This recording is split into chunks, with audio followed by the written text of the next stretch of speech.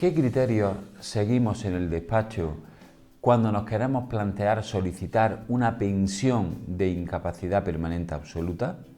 Seguidamente en este vídeo lo vamos a explicar. Buenos días, soy Ramón Escribano, soy abogado especializado en reclamación de pensiones de incapacidad permanente, impugnación de altas médicas, accidentes de trabajo y en general cualquier asunto relacionado con reclamaciones frente a la Seguridad Social y de tipo laboral. Y en este vídeo queremos hablar de la incapacidad permanente absoluta.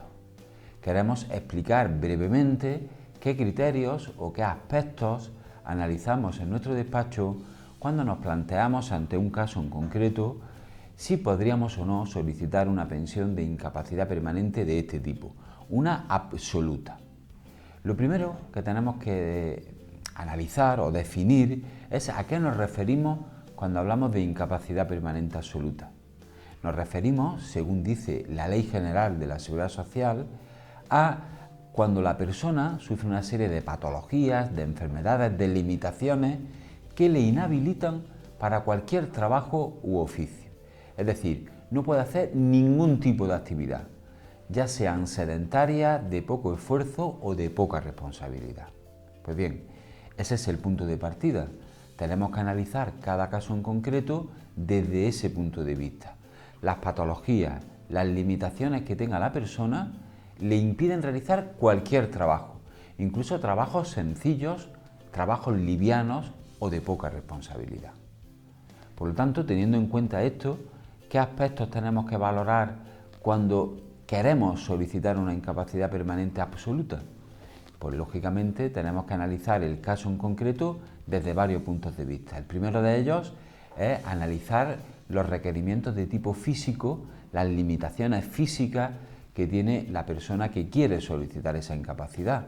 Tenemos que analizarlo desde todos los puntos de vista posibles, desde los puntos de vista de, por ejemplo, requerimientos de carga física, qué esfuerzos puede realizar, requerimientos de bipedestación o deambulación, cuánto puede estar de pie y cuánto puede deambular y si puede hacerlo o no con cargas, los requerimientos a otros niveles, como por ejemplo a nivel de esfuerzo físico, a nivel de columna, tanto cervical, dorsal, lumbar, etc. Requerimientos a efectos de miembros superiores, como pueden ser de codo, de mano, etc. Tenemos que analizar todos esos aspectos desde el punto de vista de qué esfuerzos, qué actividades podría realizar teniendo en cuenta las limitaciones que a todos los niveles tenga la persona. Otro aspecto muy importante es el aspecto de requerimientos o carga mental. Es decir, tenemos que analizar cómo influye la patología que tenga cada persona en aspectos como por ejemplo son la responsabilidad a la hora de realizar un trabajo, los requerimientos de atención, de concentración, de memoria que pueda tener la persona afectada como consecuencia de sus patologías. Tenemos, por ejemplo, que analizar si la persona, debido a sus patologías, puede prestar atención de forma continuada para realizar un trabajo, tiene requerimientos de memoria suficientes para ello. Todo esto en enfermedades como, por ejemplo, son la depresión, la ansiedad, trastornos psicológicos, etc. No obstante, además de esto, es importante analizar otros factores. El primer factor que es muy relevante a la hora de analizar este tipo de pensión de incapacidad son los requerimientos de eficacia y rentabilidad en el trabajo. Es decir, tenemos que analizar si el trabajador o trabajadora, con todas las patologías que tiene y las limitaciones que además le provocan, puede hacer un trabajo que sea rentable desde el punto de vista empresarial. El empresario va a querer contratar a un trabajador o a una trabajadora si el trabajo es rentable para el empresario, si somos eficaces a la hora de realizar un trabajo. Nadie va a contratar a una persona que no pueda desarrollar un trabajo eficaz durante toda la jornada laboral y durante días consecutivos. No podría ser eficaz un trabajo de una persona que es capaz de trabajar un día o 2 días, pero ya no puede trabajar más. Nos referimos, por ejemplo, a un caso muy típico, que es la persona que sufre migrañas graves.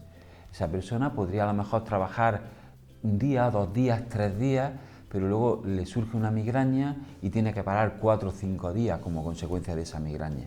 Y eso además le ocurre varias veces al mes.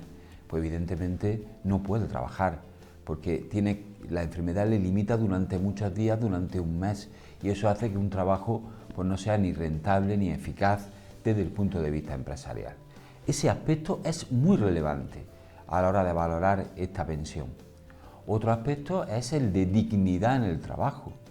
El trabajo tiene que ser digno desde el punto de vista del trabajador.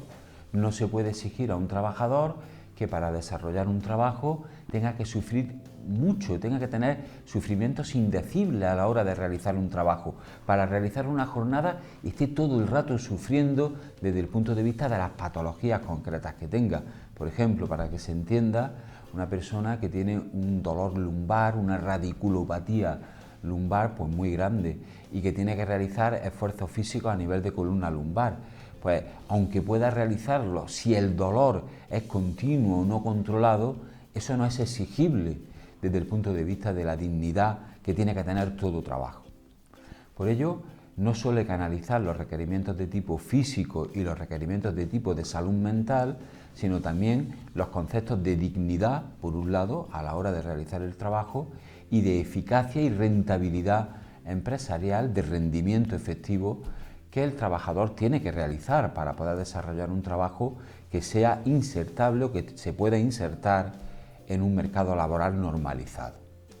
Pues bien, todos esos aspectos que se valoran en un caso en concreto para plantearnos solicitar una incapacidad permanente, en este caso absoluta, si se cumplen, podría llevarnos a solicitarla, y eso implicaría que la persona interesada, que la persona que sufre estas patologías y que puede solicitar una incapacidad permanente absoluta, tendría derecho a percibir el 100% de su base reguladora, que como sabemos por otros vídeos, y si no ya lo explicaremos, consiste en una cantidad económica que se determina en cada caso de forma totalmente individualizada, dependiendo de la edad de la persona, de la contingencia o causa que provoca ese tipo de incapacidad permanente y otros factores que ya explicaremos en otros vídeos referente a concretar la base reguladora de este tipo de prestación.